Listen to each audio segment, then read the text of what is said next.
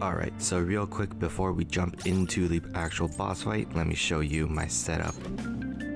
Every character is level 8. That is honestly the minimum level you should be. I did try it at level 7. It may be doable if you're extremely lucky, but honestly, I think level 8 is even pushing it, and you should probably be level 9 or at least 10 if you want to go for it decently. Like, level 8 is just not worth the trouble because it still relies on quite a bit of luck in order to win. But other than levels, my equipment is pretty much the best items that you can buy in the shop at the moment. So Nagato is on the Burntech, Ryuji is on the shoulder pads, which is not the best item that you can get, but it's good enough for him. Morgana has a cat sweater, and Anne has the magic Camisole. As for the weapons, doesn't matter too much. Anne does not have her best weapon because she isn't really going to be attacking too much. Morgana has the Ryozanpaku sword, which is an item that you can get inside one of the locked chests inside the palace. But Morgana himself is not going to be attacking much either, so don't worry too much about that. The two main attackers are Nagato and Ryuji, and so they have, I think, their best weapons, if I recall correctly. So there's that. And as for persona, the only persona that you really need is Obariyon, this guy here. And the biggest reason for that is because he is physical, he is resistant to physical, and he has Sukunda. At level 8, Sukunda is really the only debuff you have access to aside from Rakunda, and so that's what we're gonna have to rely on. If you're a higher level, like level 10 or something, you probably have access to Tarunda, and I would use that instead.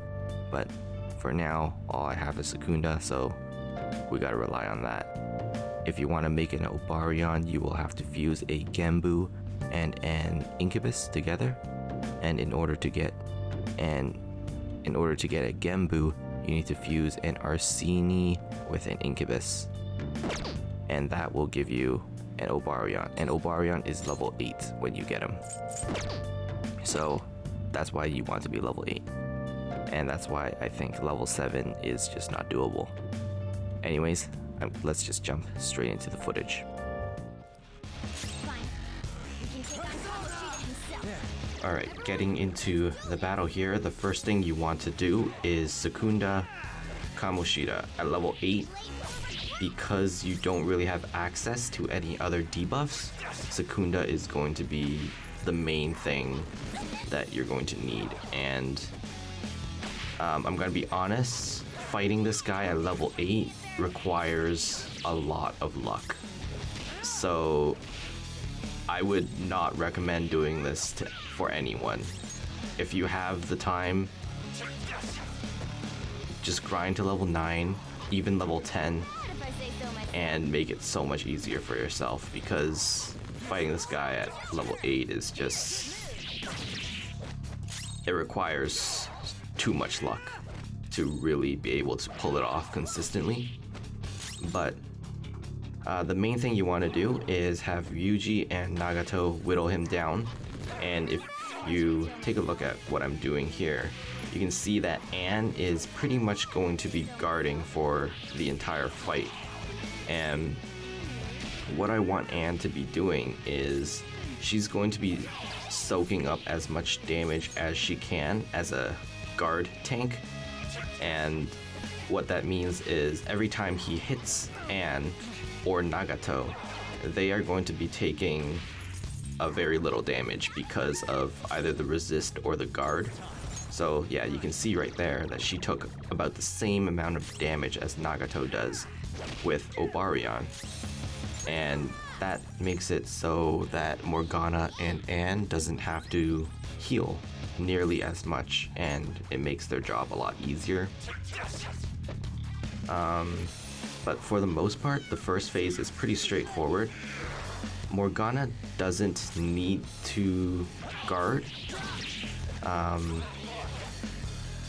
If you are worried about Morgana dying, and it's very possible that he will die to a volleyball assault, If you're worried about that, then you can go ahead and have him guard as well and just attack with Nagato and Ryuji.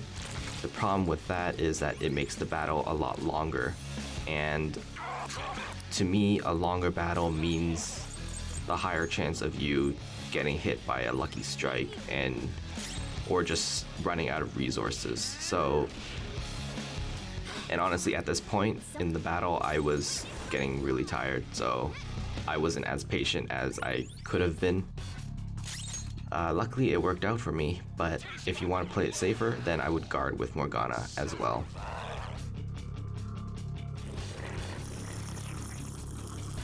Okay, the Lustful Slurp is actually really dangerous because once he does that, he can do with a lick on, and he can do up to 90 something damage even if she's guarding. So what you need to do is, if he is attack boosted, make sure Anne is above 90 HP, otherwise she will die. If he is not slurped, then he'll only do about 70 damage to Anne, so you can just guard that normally.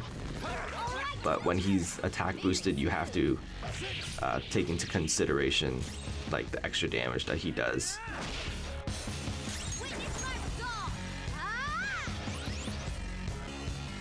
But yeah, right now, really, we're just trying to wait out the attack boost, and you can see how much work Sukunda is doing. I got really, really lucky this battle and managed to dodge a lot of hits, which is really important, especially if you are low on item counts. Like if you don't have that many revival beads or anything like that, this is really important.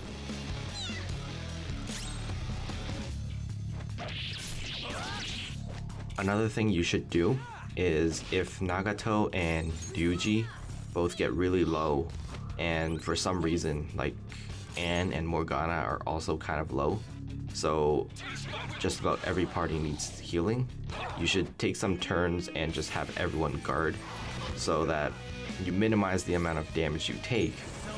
And what that does is it allows Morgana and Anne to begin to catch up on guarding again, on DIing, I mean. You can also have Ryuji use items like I just did there, but for the most part, the first two phases are pretty much the same, and a lot of it is just trying your very best to keep everyone up while still maintaining a good amount of DPS on the trophy so that the battle doesn't take half an hour.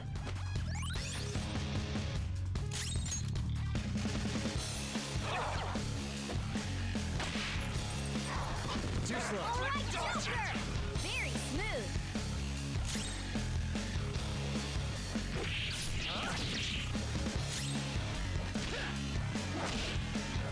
If you're wondering why I'm not using Rakunda, it's mostly because I don't have enough SP to be spamming that as well. If you do have a lot more SP than me, like if you came into the dungeon with full health, full SP, then you could probably use some Rakunda as well to make the battle easier for yourself. But I kind of, I had to do a little bit of grinding after I came into the dungeon, so I wasn't at full SP at the start of this battle.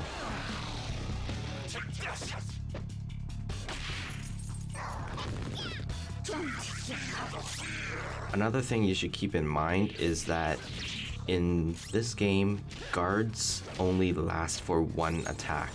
So every turn, even though I have Anne guarding, if Kamoshida hits her twice in the same turn, the second hit will be a full damage attack. So the first attack breaks through the guard, and the second hit will do normal damage. So if you're really unlucky, for example, and Kamoshida licks Anne and then chooses to do a volleyball assault on Anne again, she's probably going to die. And there's just nothing you can do about that.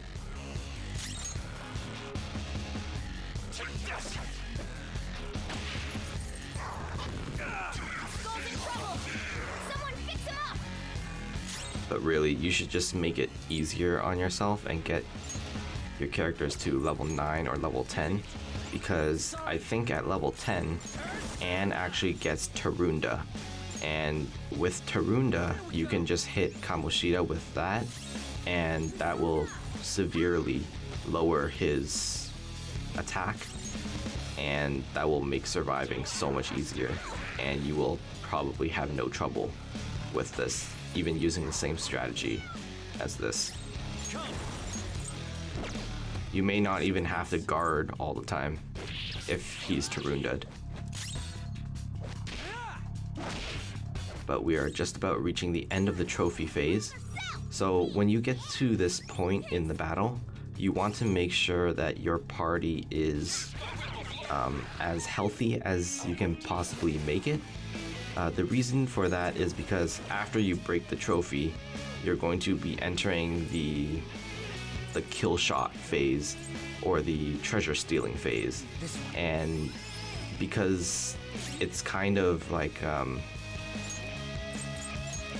it's timed, the phase, you don't really have that much freedom to heal everyone up once it starts.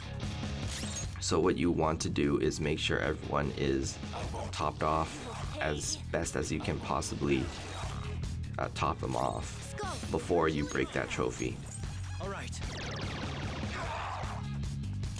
And also, it's a good idea to get Sukunda on him before you break the trophy so that he is already debuffed once you go in. Of course, if you have Tarunda, make sure you get that on him as well. Okay, so for the treasure stealing phase, it's pretty straightforward. You usually want to send Morgana because you can't send Anne at all. He will 100% detect her because he's always looking at Anne. You could probably send Ryuji as well, but the thing is, well, Ryuji is tankier and he does more damage. So usually it's probably easier to just send Morgana. And I don't really know if Kamoshida can detect Ryuji or not, so I would just use Morgana if I were you. Time to show you. Keep him distracted. Yup. Yeah. So this phase, you should be counting the number of attacks you do. I think, so you have a time limit of 3 rounds. Once 3 rounds passes by, he will detect Morgana if you haven't done enough attacks. And the number of attacks you want is 5. So once you hit this guy 5 times,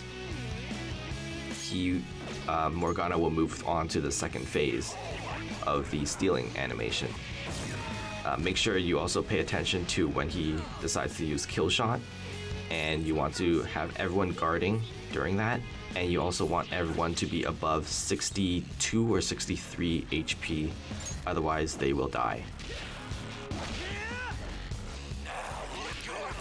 So yeah, make sure you count your attacks, so you know as soon as you do 5 attacks, Morgana will move on to this phase, and then to get him to the third phase is another 5 attacks. So whenever you get the chance to, you want to spam those hits in while trying to heal up after that kill shot, because really it's that kill shot and then this lustful slurp that really ends runs. It's just so powerful.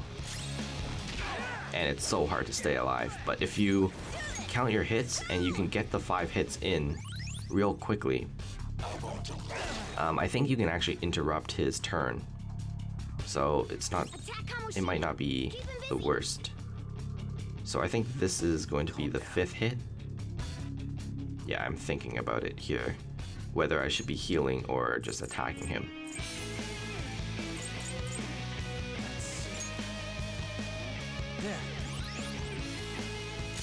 And it looks like I decided to heal, and then I think I used Ryuji to attack him, and that should be the 5th hit, or not.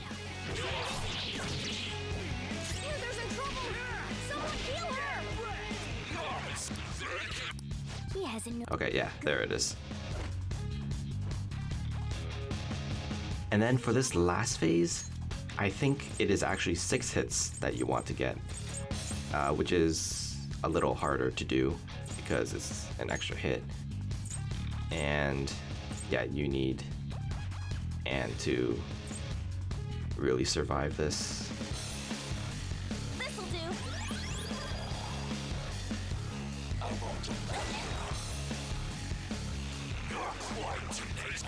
That was a good decision from me to use the bead there, Feels like he's gonna. because otherwise Anne would be dead. Guard up. And then, yeah, this is another kill shot. And the dilemma here is that because Nagato and Anne are both under 60 something HP, one of them is gonna have to die. And well, you can't have your main character die. So in this case, I had to choose to sacrifice Anne, Attack Kamoshida. which is not the worst thing because I have revival items still, because I was lucky enough where he did not kill anyone before this phase.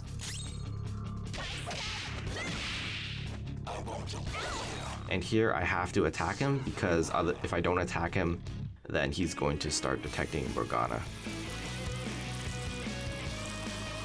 Yeah, he's doing the lustful slurp. Attack Kamoshida.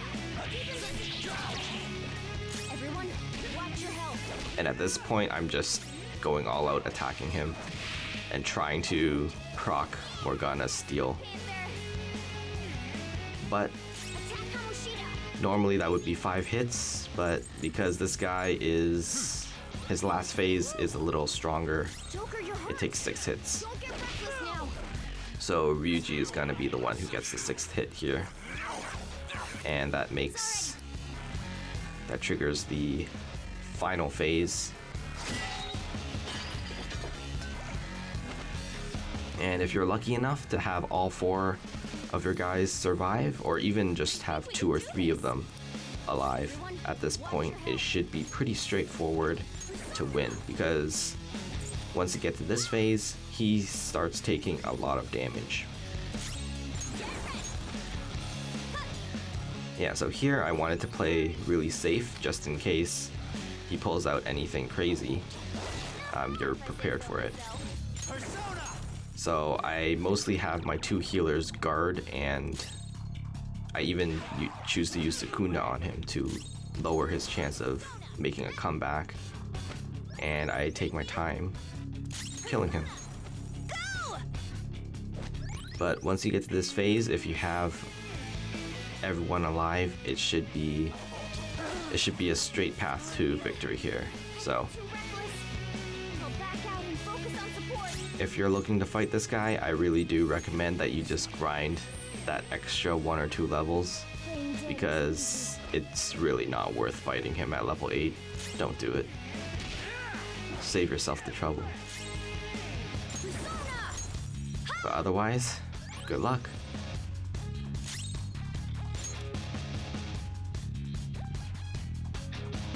Not bad if I say so myself.